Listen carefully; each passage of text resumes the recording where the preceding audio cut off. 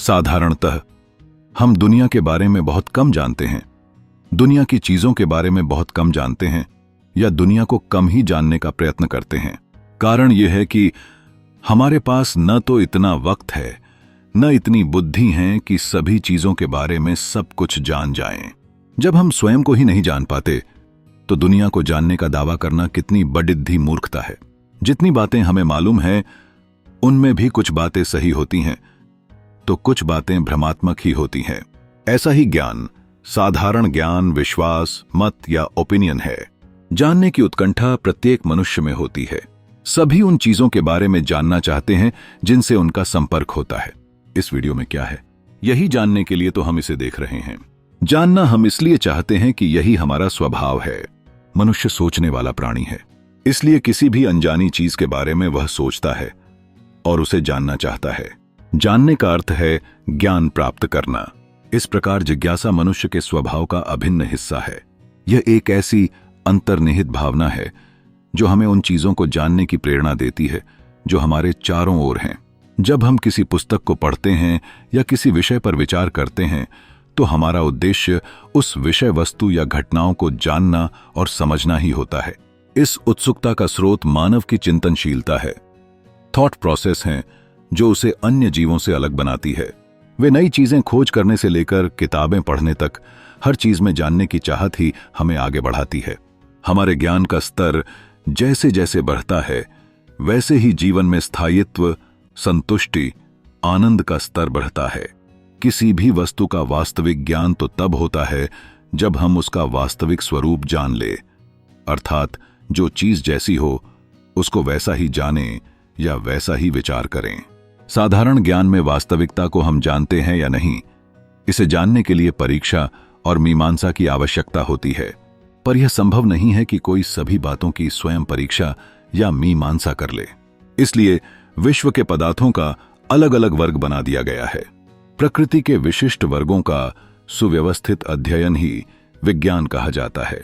वैज्ञानिक ज्ञान और साधारण ज्ञान में इसलिए विषय का अंतर नहीं है, दोनों में केवल दृष्टिकोण का ही भेद होता है। साधारणतः हम किसी पदार्थ के कारण अर्थात क्यों और कैसे की छानबीन नहीं करते। कुछ तो सुनकर, कुछ पढ़कर और कुछ सामाजिक प्रभावों से ही वस्तुओं की प्रकृति स्थिर कर ली जाती है। वैज्ञानिक रीति इससे अलग होती है। पहले तो विवेच्य विषय का अर्थात जिसका अन्वेषण करना है निश्चय कर लिया जाता है, फिर एक निश्चित तरीके से उस विषय का अध्ययन किया जाता है। अतः भिन्न वर्गों के लिए, वस्तुओं के विभिन्न क्लासेस के लिए भिन्न भिन्न विज्ञान है। पर ऐसे ज्ञान से भी हमारी जिज्ञासा पूर्ण रूपेण शांत नहीं होती। हमारा जानना यहां भी पूरा नहीं होता। हालांकि हम मानव जीवन में केवल सीमित ज्ञान ही अर्जित कर पाते हैं। इसके पीछे का कारण सरल है, समय और बुद्धि की सीमितता। हम सभी विषयों पर व्यापक जानकारी नहीं रख सकते हैं और जो कुछ हम जानते हैं उसमें से बहुत कुछ भ्रांतियों से भरा होता है। इस तरह का ज्ञान अक्सर सतही समझ के तहत आता है। इसका सच्चा ज्ञान उस स्थिति में प्राप्त होता है जब हम किसी चीज के वास्तविक स्वरूप को पहचानते हैं।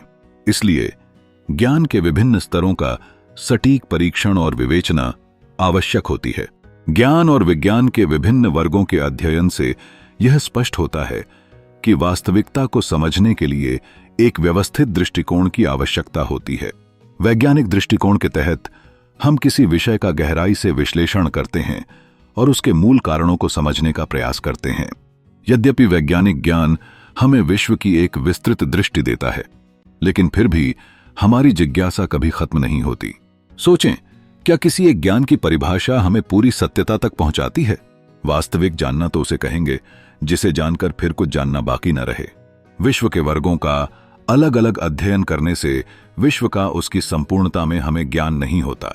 किसी कुर्सी के अलग अलग अंगों को देखकर संपूर्ण कुर्सी का वास्तविक रूप हमें ज्ञात नहीं होता। अतः विश्व को उसकी समग्रता या संपूर्णता में जानने की उत्कंठा होती है।